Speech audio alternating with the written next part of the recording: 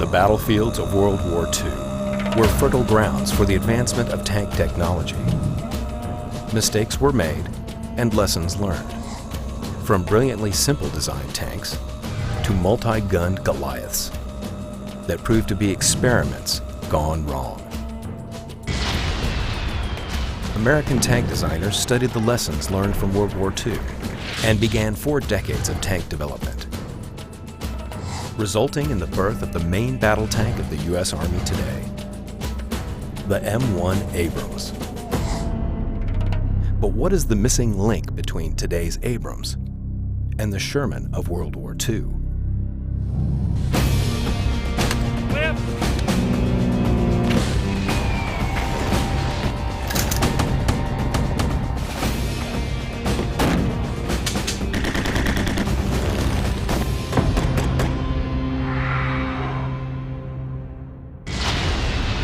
Many historians claim that the M4 Sherman tank was a war winner, but as good as the Sherman proved to be on the battlefront, its designers realized that improvements would be needed to build a new tank for a new kind of warfare.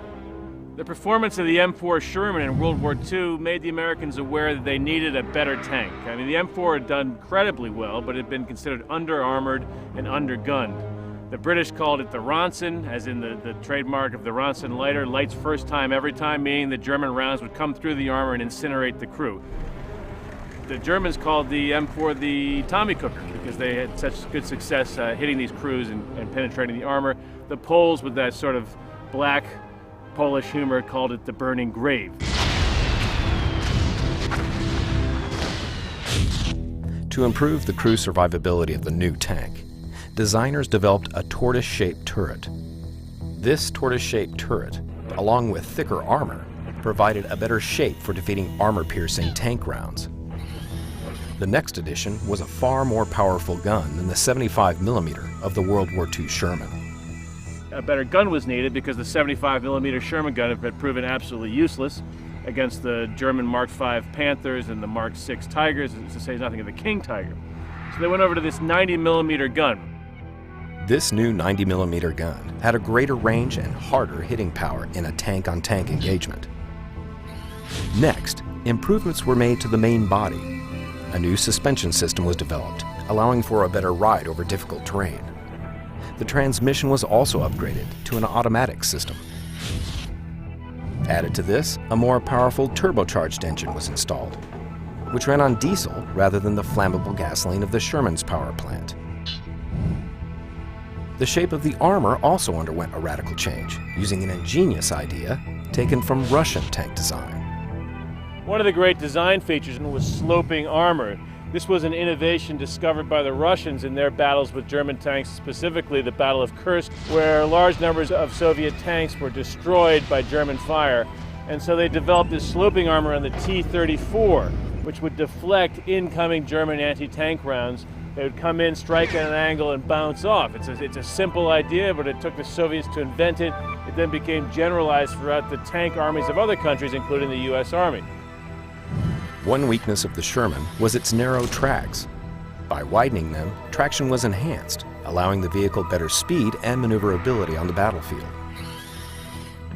All these innovative ideas would be molded into a new series of tank, the M48 and its later brother, the M60, both proudly bearing the name Patton.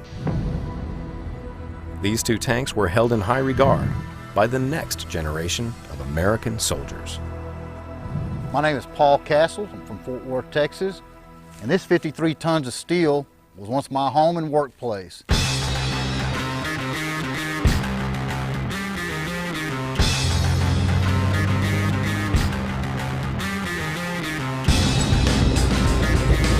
The M60 tank was the main battle tank of the United States Army during the Cold War period from 1960 until 1981. This tank weighed 53 tons, would travel 30 miles an hour, and packed a 105mm main gun. I served in the U.S. Army from 1978 to 1990 and served as a tank commander, gunner, loader, and driver on an M60A3. What I liked most about this tank was its reliability. If you properly maintained the vehicle, it would take care of you. Never had a problem. There's a long line of tank development that occurred before we got to the M60 series of tanks. Arriving late in World War II was the M24 Chaffee. This was a light tank used by the United States Army. Then we have the M26 Persian, which was the first heavy tank used by the American Army. It arrived late in World War II. Then in the 50s, we have the M48 tank. This was the transition from the M26 to the later versions of tanks. Then we have the M60 tanks of the 60s, M60, M60A1, and the M60A3. All these were commonly known as the Patton tank. Patton is the perfect name for this tank and the M60. Patton, at the outset of World War I, was a junior officer, an American cavalryman. He'd fought in the incursion into Mexico chasing Pancho Villa. He was a devout believer in cavalry. In fact, when World War I broke out, he was at work for the U.S. Army designing a new cavalry saber. But observing the deadlock on the Western Front in World War I, the inability of the European great powers to break each other, whether with infantry or artillery, the big offensives all came to naught. George S. Patton began to realize that a new mobile kind of warfare was needed. He was an early adopter of the tank, an early convert to tank warfare. When the American Expeditionary Force went over to France in 1917, Patton was one of the first to go. He joined the 1st Tank Battalion. He fought in the Battle of the Meuse-Argonne. His tank was hit, dismounted. Patton came out, almost killed in that engagement. He said to a friend as he lay in his hospital bed, "I wish I had died." So all that stuff from the movie Patton, where he talks about how he existed 3,000 years ago, he was present in all these ancient battles, his soul was present throughout military history, was actually all true. But really his soul resides in this tank, because this tank is a real reflection of Patton's vigor, Patton's intense burning drive to attack, outflank, and circle the enemy. That's why the M48 and then the M60 were developed. These were tanks that were regarded as qualitatively superior to their Soviet counterparts that would give the Americans a great offensive thrust to allow them to outflank and decimate more numerous Soviet adversaries. Living in a tank, you got to know your friends really well. It was hot in the summer and cold in the winter, very noisy. Of course, we normally wore what we call the CVC helmets, Crew Vehicular Communications Helmet. It's padded. As you can look around, if you didn't have your CVC on, there's lots of sharp edges and corners that if you didn't have protection on your head, you could very easily hurt yourself, as I know from personal experience. You'll see right in front of the gunner is the gunner's control assembly. This is what controlled the turret, both the gun and elevation and traverse. To the right is the M21 digital fire control computer. It would take the information from the laser rangefinder and would compute it to help lay the gun on for very accurate fire. In the center of the turret, dividing the turret in two, is the breech of the M68 105mm gun. This was a semi-automatic gun, meaning that once you loaded a round in and you fired it, the breech would automatically drop and lock open, ready for the next round. You'd throw a round in, the breech would close, the loader would give an up, and the gunner could fire. For every one of our tanks, you'd be facing 3 or 4 Soviet tanks. The Russian tanks are very small. They're ergodynamically laid out in reverse of this, so the tank commander and the gunner on the left side of the gun, which, you know, how many left-handed guys do you have loading a tank? We all used to joke that all the Russian tankers were 5'4" left-handed midgets. In the center of the tank at the front, you had the driver's station. On the right, you had the driver's control panel that had the power button to start. Directly in front of him, you'd have the tachometer and speedometer, transmission shift control, the accelerator pedal, and the brakes. It's laid out just like a normal automobile, you know, accelerator on the right, brake in the center, and then a gear shift lever to your right. So anybody who could drive a big truck could drive a tank.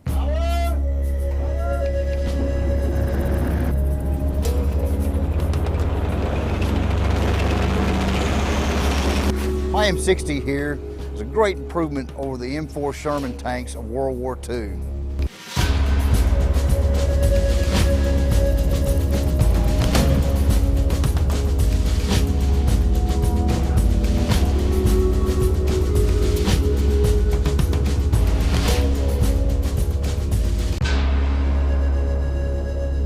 My name is Don Carlton from Austin, Texas. I'm very privileged to drive the M4 Sherman. The engineering genius of the Sherman was that it was built very simply. It's a big, robust tank. Back when it was designed, we had a lot of farm boys. We had a lot of people that were used to working with their hands. The tank was designed so that these gentlemen could work on this equipment. It is similar to their tractors, the big equipment that they're used to working with at home.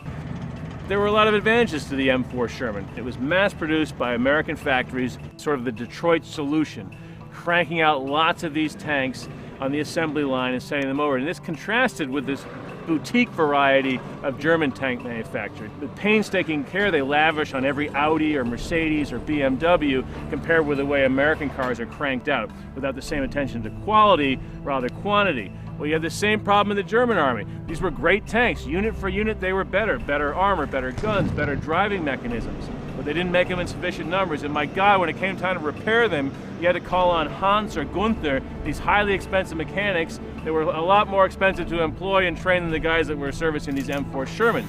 And they'd pop the hood on a Panther or a Tiger, and it would be like popping the hood on a late model Audi. You'd be like, oh my God, where's the battery? Where's the oil? Where's the washer fluid? I mean, everything was sort of very high tech and hard to repair. So that meant that even if they were put out of service, M4s could be rapidly got back into service. And this was a signal advantage of the Sherman compared to the better quality German models. The controls in the Sherman are like most old vehicles in that there's no steering wheel. You have a set of lateral controls that you use for maneuvering. You pull the left brake to go left, pull the right brake to go right. To stop, you actually pull both back as there's no brake pedal in here. We have a clutch pedal for the big 5-speed transmission, and we also have a gas pedal. And that's the controls for the Sherman.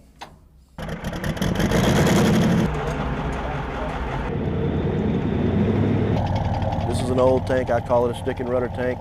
The controls, it takes a lot more to drive this. It's not as easy as the Abrams or the M60 series, where it's all assisted, and it's quite a workout.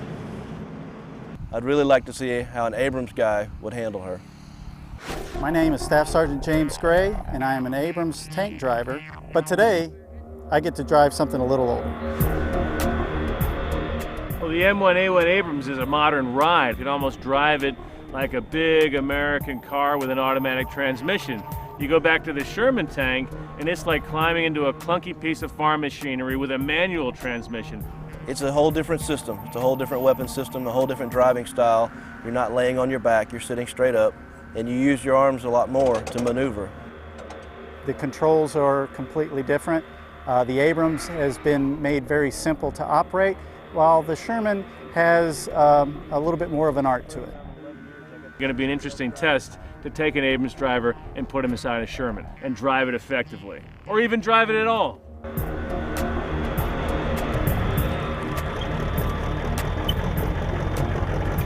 I did have quite a bit of trouble with the gear shift. It was difficult to kind of fish around and find that gear that I was looking for. The expression that people talk about, if you can't find it, grind it. I believe I may have rolled over the gears just a tiny bit. Sergeant Gray did very well. For him to be able to pick it up as easily as he did, it's a little tough to find the right gears because it is a standard transmission. It's different from just putting it in gear and driving, but he did very well. I was very impressed. It was amazing. It was amazing, and an opportunity to drive a piece of history like this.